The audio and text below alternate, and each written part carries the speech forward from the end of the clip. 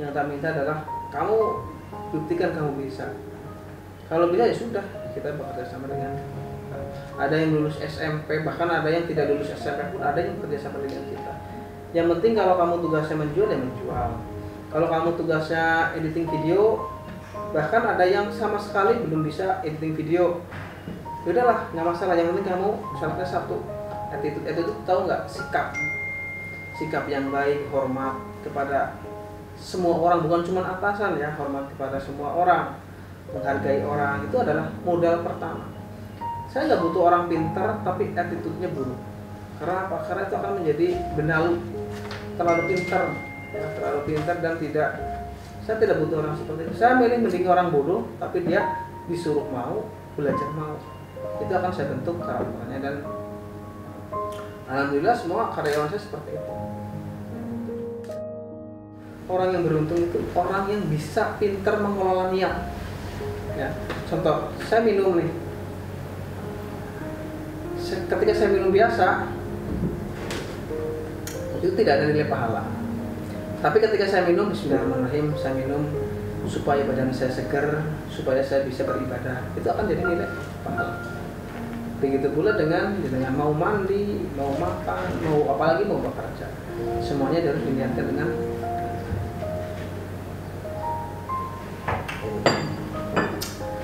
mungkin itu dulu dari saya. Mudah-mudahan bermanfaat. Mungkin saya kembalikan lagi ke Mbak Desti. Silakan. Sekian dari saya. Assalamualaikum warahmatullahi wabarakatuh. Nanti materi pertama mungkin dari saya sekitar motivasi dan pemetaan. Nanti yang kedua itu nanti materinya soal bagaimana mengikat fan, itu kan menjadi agen dan menjadi memiliki ikatan emosional, sehingga yang namanya konsisten, keberlanjutan itu terus berjalan baik secara komunikasi ataupun secara pembelian produk. Mungkin dengan nanti Mbak Arin sudah menyiapkan materinya begitu. Nah, yang ketiga mungkin nanti ada materi masalah administrasi, bagaimana Anda melakukan pembukuan, bagaimana penarikan agen dan sebagainya untuk tertib. Karena di dalam dunia perbankan atau pembukuan, tanpa hitam di atas putih itu bohong. Sehingga nanti ada pembuktian itu di hitam di atas putih bagaimana cara menata administrasi. Dan itu pun kalau sesuai SOP yang nanti sesuai distandarkan dari perusahaan, Anda sendiri yang akan bisa menikmati, oh ternyata seperti ini. Jadi kalau misalkan, mohon maaf, saya pernah satu saat berbisnis dengan teman, ketika administrasinya tidak tidak tertib kayak gitu ya, kayaknya sih laku gitu kan, jualan itu banyak, tapi ketika dihitung kok uang sedikit ya gitu kan. Setelah direkap itu sampai minusnya 30 jutaan. Sampai sekarang akhirnya kan diangsur gitu. Itu karena manajemen yang kurang tertata. Saya tidak berharap karena manusia itu, katanya ada pepatah mengatakan tikus itu tidak pernah masuk ke jebakan yang sama. Jadi saya setelah tadi yang disampaikan oleh Pak Awan, belajar dari manajemen bagaimana penataan pembukuan, marketing, cara situ menghidupkan radio dan sebagainya, kita berjalan 3-4 tahun ini. Alhamdulillah sudah berjalan. Kalau kita dulu mempelajari sebuah radio mungkin butuh 1-2 tahun. Kalau hari ini, kalau itu SOP-nya ditanamkan, insya Allah itu 3 bulan kita sudah sehat radionya sebenarnya. Nah, saya berharap sepulangnya dari sini jenengan sudah ada sedikit gambaran, pencerahan dan sebagainya, mengulangi dari lembaran baru yang dengan motivasi yang baru, dan besok setelah kita dari Pila langsung kan pembikinan testimoni. Terus secara informasi saja buat panjenengan sekalian bahwa radio yang Anda nanti pegang kelola itu besok streaming semua, tapi nggak satu grup. Jadi satu radio, satu streaming. Nah, jenengan bisa promosi buat kanca-kanca sing jadi TKW, ngono kan bisa. Nah, di WA, grup WA, karena di sini juga pasien kalau untuk online itu lebih banyak dari TKI. Contohnya Singapura, Taiwan, Hong Kong itu banyak sekali. gitu. Kita pengiriman ke luar negeri juga banyak. Nah, buat mengikat itu maka kita menerbitkan mengikuti teknologi, karena kalau tidak mengikuti teknologi kita ketinggalan zaman. Maka radionya harus pakai streaming pertama. Yang kedua, jenengan itu kalau kemarin saya di sini tes itu bagi-bagi radio. Kalau besok jenengan kan sekarang udah smart trend ya, tinggal bilang saja radionya, tinggal diinstal di Play Store, langsung radio Banjar FM gitu kan. Nah, tapi kita akan benahi dulu di sini internetnya, nanti kalau sudah lancar kita bikinkan. Tapi terkait iklan mungkin mulai besok bisa dibikinkan iklannya dulu. Kalau kita dikasih yang seneng-seneng terus, kita tentunya nggak ngerti artinya itu susah. Jangan ditolak jangan takut untuk ditolak ya sama sama apotek gitu ya. Kenapa itu di studio ditinggali buku catatan konsumen ya? Ketika orang itu rajin mencatat data konsumen, dia mesti tahu kapan dia beli, tanggalnya, kemudian keluhannya itu apa, nomor WA, nomor HP-nya itu berapa. Nah, di keterangannya itu kan keluhannya. Kalau saya itu korek sampai habis. Nah, berarti ketika kita mengkorek ataupun mempertanyakan sakitnya beliau itu apa, seolah-olah kita itu jadi dokter. Ya. Jadi dokter itu kita tidak sekolah, tapi sambil berjalan dengan selalu rajin membaca modul-modul yang sudah diberikan. Kemudian kita itu cari referensi-referensi yang lain. Sekarang mudah, apalagi yang namanya wifi di studio sudah pada gratis ya. Apa yang saya lakukan itu seperti itu. Jadi ketika ada orang yang Mbak, saya itu sudah beli Habatop, sudah 2 botol, tapi belum ada perubahan. Saya buka kembali catatannya. Dulu belinya tanggal berapa? Kalau misalnya belinya itu tanggal 10 yang isi 100 kapsul, 2 minggu, kalau diminum secara teratur itu akan habis isi 100 ya. Tapi ketika Habatop itu selama 2 minggu itu tidak habis, berarti minumnya tidak teratur. Nah, di sini kita bisa tarik kesimpulan kenapa minumnya tidak teratur, sehingga kuman-kuman yang ada di dalam ataupun virus itu akan kembali menguat. Kita beri penjelasan seperti itu. Tapi ketika minumnya teratur, dilemahkan itu seperti itu ya. Makanya ketika ada orang keluhannya seperti ini, tidak sembuh-sembuh, hitung lagi sakitnya sudah berapa tahun. Masa iya mau minum Habatop sekian sudah sembuh? Mesti kita ada kedekatan tersendiri. Oh, seperti ini. Mau tidak mau orang itu akan penasaran. Tapi ketika orang itu baru 1 botol mengkonsumsi sembuh, bagi saya bonus dari Allah ya. Kita dipermudah gitu aja. Saya simpel ya.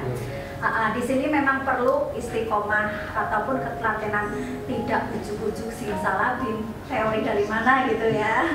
Pak Awan tadi sudah menceritakan bagaimana proses menjadi seorang pengusaha miliarder itu seperti itu ya.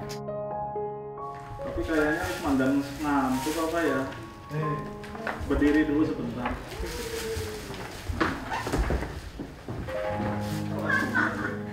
Yang depan udah enak belum? Belum.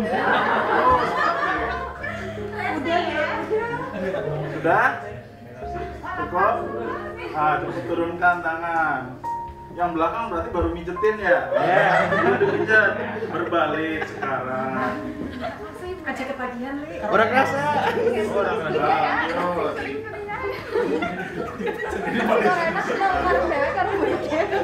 Nah, cukup. Belum disuruh duduk. Biasakan sesuai dengan instruksi. Ya, Mas Angga. Siapa sebelah Anda? Kenalan dulu saling. Nah, sekarang gimana Mas Angga, namanya siapa? Siapa? Kenalan ulang. Muklis. Siapa Mas Muklis? Sinta, administrasi keuangan di perusahaan itu sangat penting nggak sih? Penting sekali. Penting ya, berarti. Ya, sebelum saya masuk ke sini itu saya sangat semrawut, banyak sekali tunggakan yang harus saya selesaikan. Ya, alhamdulillah sekarang setelah diterapkan penyetoran wajib seminggu sekali, tidak pernah ada lagi kasus-kasus uang nunggak di radio ataupun di Oke. Nah, yang terakhir adalah ini sekarang mulai bulan ini, ya, ada yang namanya kartu stok. Ternyata selama ini sistem saya dalam 1 tahun masih menimbulkan celah. Apa sih celahnya? Stok seringkali kurang atau selisih lah, bukan kurang aja sih, kadang lebih selisih. Ternyata kekurangan kita adalah ada di kartu stok, dan akhirnya setelah saya komunikasi dengan pimpinan, dengan manajemen, timbullah ide untuk membuat kartu stok produk.